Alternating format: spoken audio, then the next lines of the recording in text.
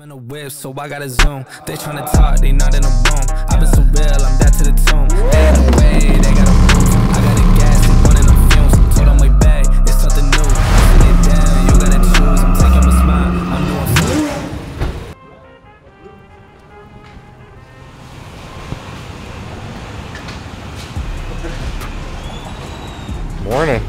Morning. Another day in the life. I believe we're doing episode 64. 64 weeks straight. No breaks. No breaks. We ain't tired. All gas and no brakes. We're ready to go. All gas and no brakes. Ready to go make this interesting and exciting and educational. All for you. How do you compare yourself now from your first episode? First episode was a lot more difficult because just talking like this was really hard. I'd say like a couple words and be like, cut, I don't know what to do now. I don't know what to do with my hands. So just keeping that consistency going. Even if you're not building skills like from a professional with a coach, you're still getting more comfortable and better every rep, every week. So as you can see, I'm still talking and I don't care what I do with my hands anymore. So. Yeah. Well, what would you say to somebody that's starting a YouTube channel? It's hard, just like anything. You're not gonna get instant, instant likes and instant subscribers. It's gonna take a lot of time. You're gonna have to tweak it. You're gonna have to learn.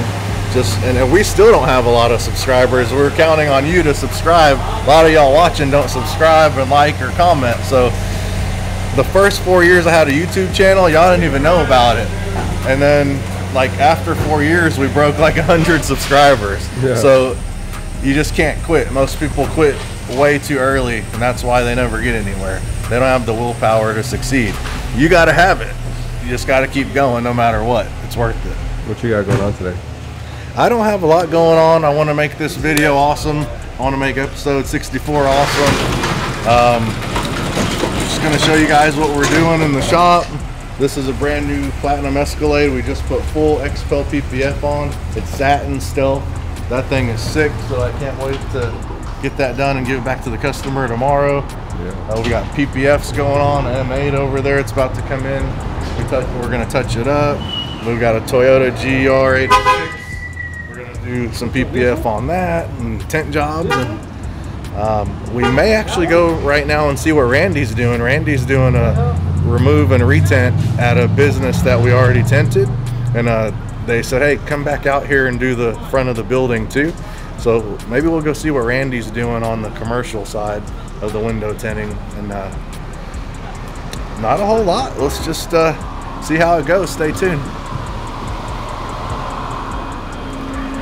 I'm touching up this M8. We did it yesterday.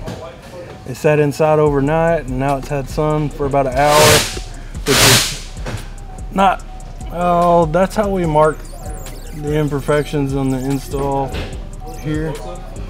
And somebody's checked over it outside and marked every imperfection with it, and now we're making it as perfect as possible. He's looking at me sus. Bro, I learned about Dave Ramsey. Heard of Dave Ramsey? I've heard of him, but I didn't know his rules. You gotta have 1,000 in your checking account. You gotta have 3 to 6 months saved up of your expenses, like your bills, and then you gotta save 15%. What is the other one? And after you get a certain amount, you start investing it. Isn't that what I say all the time? Yeah. and that's a long-term way to get wealthy and retire. Or there's faster ways, but you're gonna have to take a lot of risk. And not everybody's built for that. Oh, yeah. Once you get wealth, you give it. You gotta give it. That's right.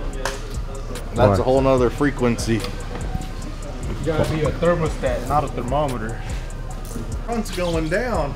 We're gonna need our videographer in the game today. We got a lot of good stuff. PPF left and right. Yes, sir. Look at this guy. Look at the guy. What's he doing right now? What is he doing right now? I was unrolling, basically measuring it on the car, but getting ready for a bulk hood on this GR86. I didn't want to use the pattern because I want to be able to do it my way, more or less. So For you guys who don't know, and gals, a bulk is a custom one big sheet, and he's going to customize it to fit by hand instead of using the pattern on the machine, the plotter, the database that we use. Sometimes the patterns aren't as good as a bulk, but it just depends on the application. Everyone has a different way of doing it. We have our way of getting best results, and that's what he's saying. More or less, I'm going to air cut the film. I'll have the whole thing installed, bring the edge out a little bit, and cut it in the air, and then wrap the entire edge all the way around. custom. That's how it's done, baby. Beast, beast, beast, beast. This is what? This is dealership tent. Why are we replacing it? This is dealership tent. It sucks. It's no type of protection. Or looks, not for heat rejection. Yeah, insulation. Yes. What do you have to say about that? About what? Dealership tent. It's unfortunate that they put on the cars what they put on them and charge the prices that they charge. Because most of the time the end user doesn't really know what they're getting. They just know they're getting tint. But in reality, they're getting probably one of the least expensive films on the market with the highest margins marked up that they're paying for, that's rolled into their finances, which they're paying 6 years for, and they got nothing that's going to fail within a couple of years. So I don't think very highly of it. But what I can say is, for us, when we tint dealership cars for our dealers, we still use a quality XPEL product with a lifetime warranty on the products we use. So when our dealers hire us to do their work, we're going to give them a quality installation, a quality product that carries a lifetime warranty.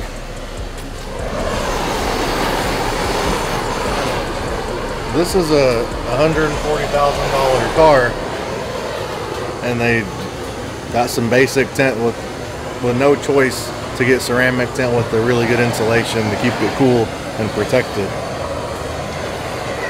So No bueno. yeah, and they probably paid a bunch of money for it and don't even know, like Jason mentioned. So at one time we had the Aston Martin account in Dallas on Lemon, and it doesn't matter because the same people probably don't work there because dealerships, but I don't mind putting it out in the streets. But we were up there doing paint protection film for them and tint jobs, which we used to do for them because we wanted that account. I want to work on those cars. There was Paganis there too, and I was telling the sales, or I guess it would have been the service guys who do that for them and pick up their cars and get them tinted. I'm like, why do y'all want to put the least expensive type of tints on their vehicle? These people can afford high quality stuff and they're gonna want it. All you gotta do is show them the value and tell them the difference, and they'll pay a couple $100 more for the best.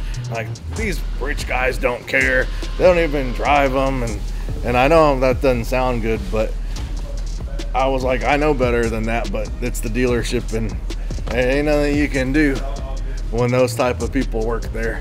So I know for a fact if I was selling it to those customers, they would listen to me, but it's all about perspective. So unfortunately, you get Aston Martins, which were like 400 grand for that DB11 loaded at the time, getting crappy, not crappy, but the least expensive with, no protection from, it was like a 30-40% heat rejection when they could be getting 80 or 90, for just what, $200 more or something for a $300,000-$400,000 car. You get where I'm getting. Yeah. It's just crazy that people think like that.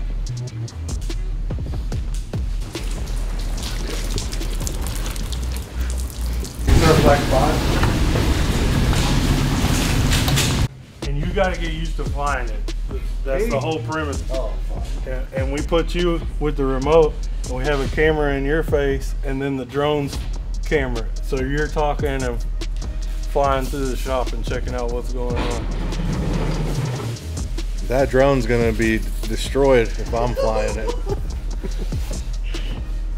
I was at a car meet the other day, Sunday, and one of the guys pulled his drone out, and I was like standing like 10 feet away, and it goes up, and the propellers hit the brick building, and it goes and slams to the ground right next to me. I was like, oh my God, I almost died. So that would probably be what happens, and the drone might kill somebody. So it's probably not safe for me to fly it. But it's a great idea, but I'd rather a professional do that. And I'll act like I'm flying it. Oh. I like that. Hollywood. Yeah, that would work better because I would endanger people. Drones. One time I bought his son a drone. And we went to his house afterwards to go play with it. And before he could tell his son no, he was like, no, no, no, no. And his son hit the up button and that thing just shot. We all watched it like a shooting star just God. You never saw it again? No, I went on 2 roofs. I went on his roof and I went on the neighbor's roof because we thought that's where it landed. Nah, it was gone. Never to be seen again. Out of the streets, no? Everybody was paying for it somewhere. We're all alcohol bathed and clay barred. We're gonna start installing, top to bottom. Do that, we're gonna have to like focus on.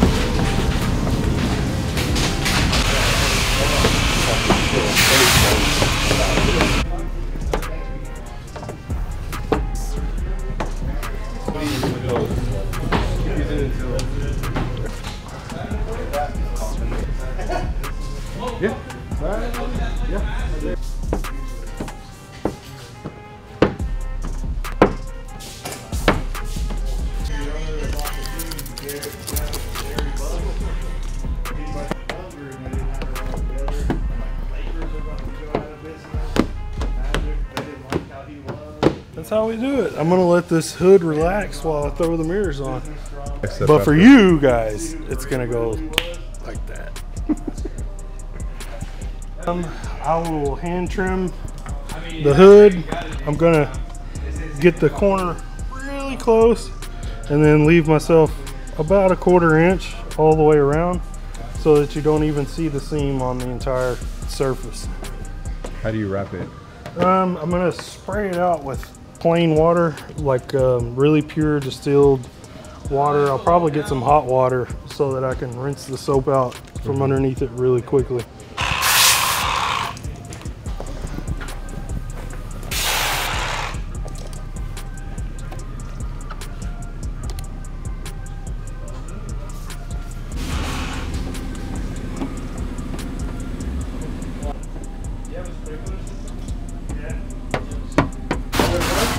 It was like 150, 200. They got water and shit. Le pones una música.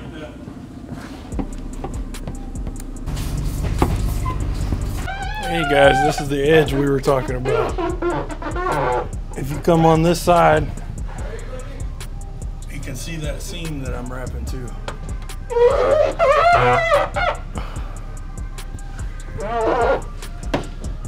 I've got it all rinsed out with pure water.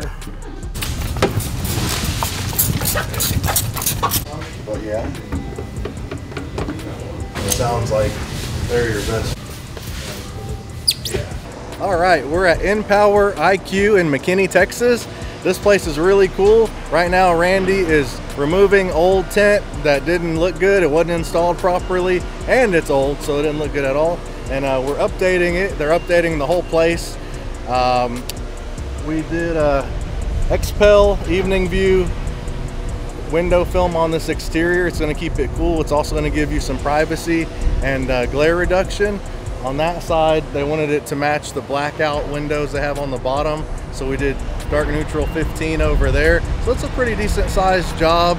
They're doing a lot of work inside here. This place is going to be super cool. I just got some information from Ashley, who's the GM here, And it's amazing. They're gonna take like any type of athlete and train you here. They can work on you. They're gonna have a machine that I don't think anybody has that does like a 360, and it looks at your body. It tells people what's wrong with it, what needs to be improved. She said it's kind of like a Carfax for cars, and especially they're trying to also help people who are working to be professional athletes or getting recruited. So you can actually come in here and see how their body is and look at their future and what they need to work on just from that machine. But they do rehab, they do training, all types of sports medicine. So this place is gonna be really cool. We're gonna come back when it's finished, because right now it's under construction. It's about 3/4 there, and we're gonna do a whole spread and interview and show you what this place is all about in the future. So come inside and see what Randy's doing.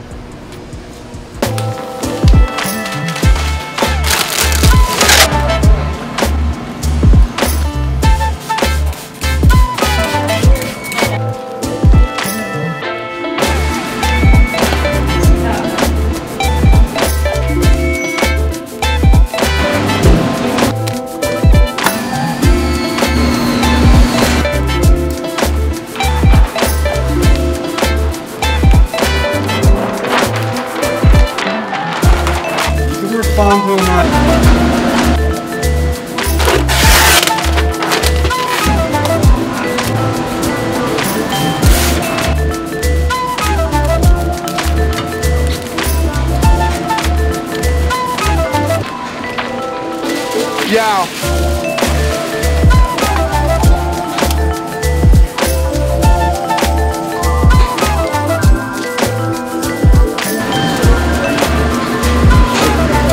We've had this building for quite some time, and we've got these neighbors across the street that have way too many cars that look like a chop shop or something. I don't know what they do over there, but we've told them numerous times not to park their cars on our property because they put oil on our property, they run over our medians and all this stuff and leave trash. And for two, this is not their place of business. I don't want them to trash our side like they've trashed their side. So I've told them over and over. I even had my guys come over there and speak Spanish with them. Now I'm friends with the landlord, but these guys lease the building over here. And he told me at this point, they're disrespectful, do what you want to do. So I'm gonna get a sign. We have a no parking anytime sign, but I don't know if they don't read or what, they can't read. So we're gonna get another sign from the towing company put up. And at that point, if they continue parking here, we're just gonna tow their cars all the time. I'm gonna tell the tow truck just to keep driving by, come and get them. Right. So, you know, after this much time, it's been like a year. It's kind of ridiculous when you've been warned many, many times. Yeah. Drama. I hate it. All right, we're back in the new HQ. Show you a couple things that have changed. It's only been a week, so it's kind of hard to see big changes in a week, but we got a new accent wall back here. And to be honest with you, I don't like it, so we're gonna take it down. I think it's too busy. We're just not gonna do accent wall in this room. In here though, I think we're gonna keep this one. This is over the coffee bar area. That's the new accent wall there. Obviously we need paint. You know, still a lot going on in here, trying to smooth all the walls to level 5 quality texture. So you see we're sanding, trying to get them just right. Sanding everything, but we're gonna keep this accent wall. I think it's gonna pass. I think it's gonna be a nice touch once it's painted. Back over here, we got a couple more accent walls. Follow me. This one, it's not my favorite, but I think when it's painted, it's gonna look good and complete the room. I don't know if you guys saw these shelves last week. We got the shelves custom built hanging over the quartz countertops there. Still a lot of details to go. This is my favorite accent wall. This is the first one that Josh did, and it's my favorite. This one's painted. It still needs another coat and everything, but that's what it's gonna end up looking like, just with all the paint nice. You see we got the hanging, floating cabinets. We've got the fireplace right there.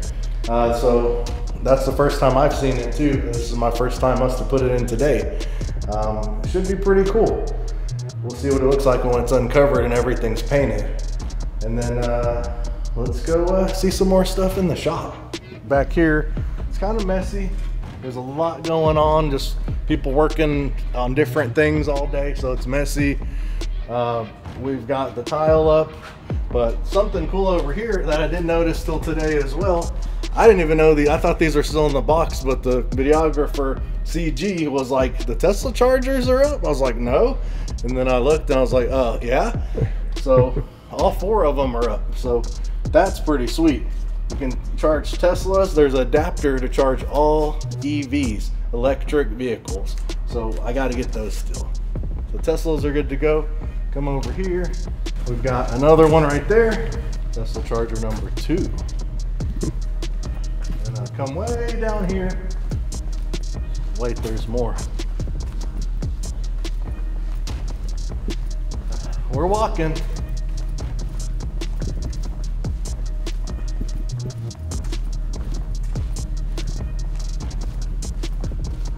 Do I need to walk all the way over here to show you? I'm out of breath. Tesla charger number 3 right here on the wall. This is going to be our paint protection section. So if there's a Tesla right here, we can charge it. So I guess this is the Tesla section right there for PPF, and one on this corner. So boom, Tesla charger number 4. I guess if there's Teslas that need to be charged, we'll have to park them over here. And we've got the air filtration systems. There's only 2 up here right now. That's not how they're going to end up. I think we're fitting them to see how we want them. There's actually 6 of these, so we're going to evenly set them throughout the shop. What they do is they pick up small dust particles and also like bigger dust particles like wood or anything like that that's dust, and even really tiny things that you can't see will filter through there. There's 2 filters and will pick up everything, and the air quality in here will actually be much safer and better for everybody. But at the same time, when everything's clean, dust free, and these suckers run long enough, hopefully we'll have almost 0 contamination in your tent jobs and paint protection film jobs and ceramic coatings. They're never 100% perfect, but this is going to help us get to that next level. So I'm pretty excited about that. These 2 are going up. We've got 4 more. It's going to be pretty cool. Stay tuned till next week so we can show you what else is going on in the HQ. All right, for today's tip of the week, a lot of people are concerned about the current state of the economy and what's coming next. And I'm also concerned and worried as well. You should always be scared. You should always be worried. That way you're prepared. So if I was to give you guys a tip, and gals, you know, I would be saving my money. I think you should have plenty of money reserved anyways. But I'd be a little bit more conservative, and I'd be ready for anything to happen. With it being a political year coming up and everything going on, without getting into all of that, you never know what's coming next. So just be ready, keep working hard, keep hustling, never stop. One thing that you may or may not know about me, you might think I'm doing really well, and I probably am for the industry that we are in, but I'm always scared. The bills are high, there's employees to pay, there's rents to pay, and all that comes before I can even think about getting any money. So I'm always worried, I'm always hustling. I always handle emails really quickly as possible in the morning, at night, on Sundays, because I want to make sure I can get that car in tomorrow or next week. You know, you never know what's coming. You never know what's going to happen. And, you know, the other thing is, if you're not an owner, if you're an employee, you need to act like an owner. Because, you know, when companies don't do well, what do you think they do first? They have to cut expenses. And usually the biggest expense in a company, it's labor. So the people who aren't valuable and undeniable at the office, that maybe work too little, or they're just not valuable, or whatever it may be, they have a lot of issues, they're inconsistent, they're not reliable. Those are the people that get cut first. And you're gonna wonder why, but if a company's not doing good, if a company's not growing, it doesn't need you. So you need to make sure that you're one of the people that's working hard, you know, doing an extra always, so you're not the one that gets cut. And I mean, that's just how it is. This is a economical planet.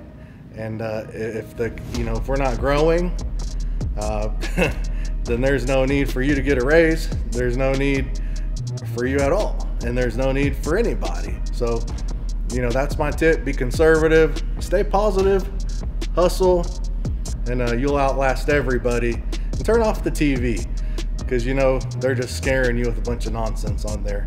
Like, subscribe. We'll see you guys next week. Ring the bell. And y'all take care.